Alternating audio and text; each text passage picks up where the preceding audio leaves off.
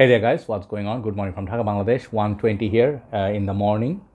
Today I'm not all that well, so I am feeling a little bit feverish. I basically slept through the whole day, woke up very unwell due to weather changes and the cold. I've been trying my best to not to get sick, but then I'm old, a very low immune system, so hopefully I get better. So I have finished one review already. Please check that out, Yatman Metal. Second episode, I'm going to do a Calvin Klein fragrance, which is this discontinued, super rare 21 years old perfume that I have seen a review of from Steven, one of my favorite reviewers, Redolessence. And he loved it, just like Max Forte loves Dolce & Gabbana Purom at the sticker version as his signature scent. I think Steven loved it in his early young days, which is called CK Crave. And recent days, I wasted so much money. I'm gonna say waste because I don't know what got into me. I ended up spending so much money in the last 2-3 months on especially discontinued items, rare to find items. I go around, I told you I pay Uber, taxi, and then I drive around just to find some rare perfumes. I don't know what got into me. And I sort of like put a big dash on my bank balance. This is one of the reasons. So this perfume right here, it's super expensive and super rare. Okay, let's say super rare and super expensive, okay? First of all, let me tell you, this fragrance, I have seen prices like $300, $250, $300 for the smaller bottle of 50 ml. This is 75 ml big bottle. I think this is the biggest bottle size you could get. Maybe there's bigger, I don't know. And these perfumes you'll not stumble upon anywhere in regular shops. You'll never find these. If people knew the value of it, people would offer me good prices. But in Bangladesh, people don't know that many of these older fragrances. So I'll show you this perfume. Who is it for? What does it smell like? And some reviews said it's similar to Costa Azura by Tom Ford. We'll see.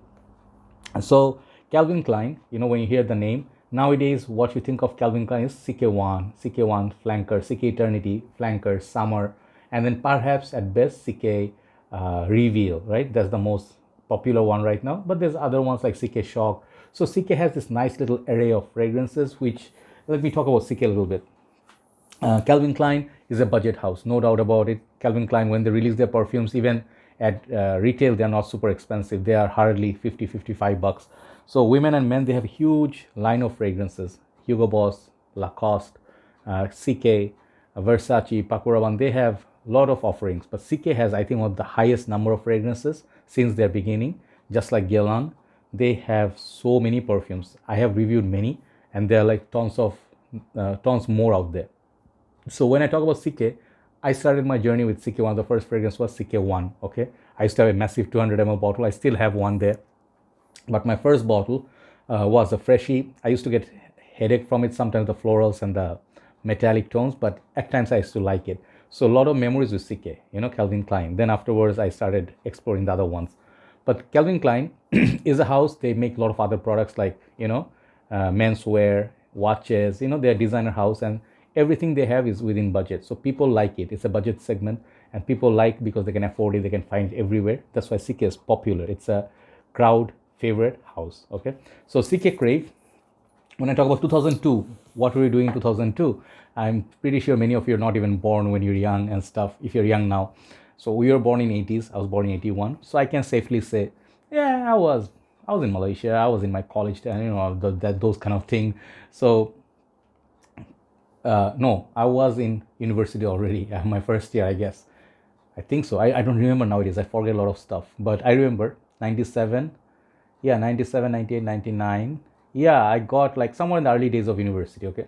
So that time this was released. So Calvin Klein, like Versace, some of these older perfumes, that time we didn't have a fragrance community. Okay. Fragrance community started somewhere in 2005 or 4, or maybe a little bit later. So whatever came out after that, people know about this fragrance. So thanks to Steven, who talked about this fragrance, and he gave some alternatives to it. I think Dua has a version of this inspiration. So let's see what you get. Why this is so special and why this is so expensive. First of all, I think this is because of due to unavailability. If this was released today, this wouldn't sell for $300, but it's what it is. If I was overseas, I would try to sell it for 200 bucks. So here's the presentation. Very interesting. It's a plastic packaging. Looks like sort of like where you have your glasses sort of hold on.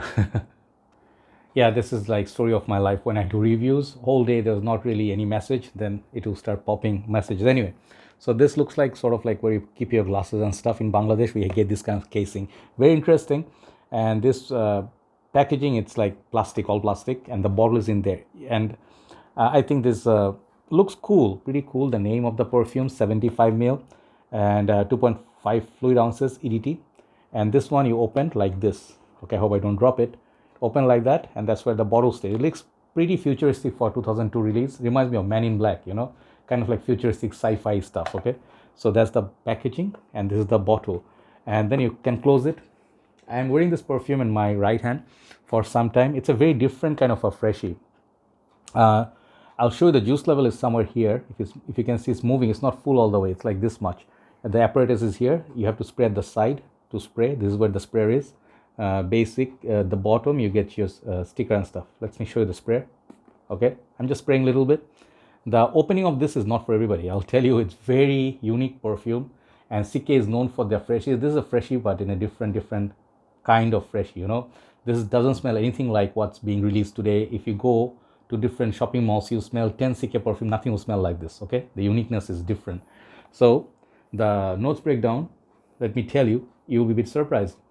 Bergamot, citrus, no problem, but starfish, not starfruit that you got in Versace Menu Fresh, like a carambola note. This is not that. This is a C accord, which is a fantasy accord. Okay, I'll talk about it. Then they have middle notes are basil, pimento, coriander. It starts getting spicy. And then base notes are birch, vetiver, nutmeg, musk, oak moss, tonka bean, and sandalwood. So I don't remember all the notes. That's why I referred to Fragrantica. But when you spray this, it smells so different. Okay, if you smell this, you perhaps will not like it. You know, when I sprayed for the first time with a lot of excitement, I was like, so much hype about it. And I'm like, the opening is not, I can tell you one thing, is not for everybody. It's not gonna blow out, like away like so many people, like wow, it takes me away. People of now, the youthful people, they will not find this fragrance very appealing, at least in the opening. It's very challenging. That opening of that bergamot is nice, lemon is nice, but more than the bergamot, I think that fishy smells that comes like kind of like a marine aquatic, almost. You can think of Irolfa by Creed, you know, that birch slash ambergris sort of a oceanic tone. This one has a salty, oceanic, fishy smell. And then when you say fishy, some people already are scared, they're running away. Oh, Bulgari Aqua Atlantic, get this fishy vibe. Dylan Blue gets me fishy vibe, eggy vibe. And then when you hear those words, you already turned off, put off by it, right? I think if you're patient enough with this fragrance, if you smell it, the dry down is the real magic of this perfume, because it starts getting spicy and fresh at the same time.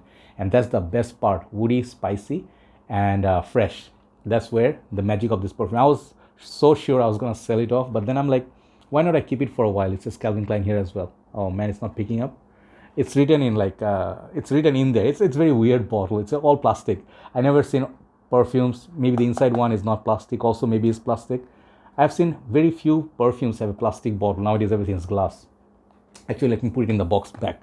It looks so much cooler there. So, you know, when I smelled it, you know, I was not very sure what am I smelling, if it has gone bad or something. So I was like, maybe I'll sell it, you know, because I'll get good price for it. I put it for sales and it didn't get sold. But then one day I tested it, second day, the dry down sort of made me decide I'm going to keep it. So that point, it's not really super spicy or anything. That aquatic, fishy or marine vibe doesn't completely go away. It stays, the freshness stays, but it becomes much easier. But it creates this beautiful aroma on the dry down, which I really like. It gives the sea breeze vibe. Okay, it's cooling, it's mild spicy, it's masculine. It can be worn all year round. You can wear it for the summers, you know, the spicy fragrance you can wear for summers, and a little bit herbal, fresh. And at this point, I feel like, think of a day where it's a very breezy day. You can hear those trees moving, leaves, and it's like a very breezy day, sunny, but it's not that warm. It's a breezy, sunny day, okay? And it's blue skies, perhaps a nice little spring day or fall, you know, where you are like hiking or something. You would love to wear this perfume. It's definitely from that 90s vibe. You know, it's very close to 90s. 2002 is close to 90s.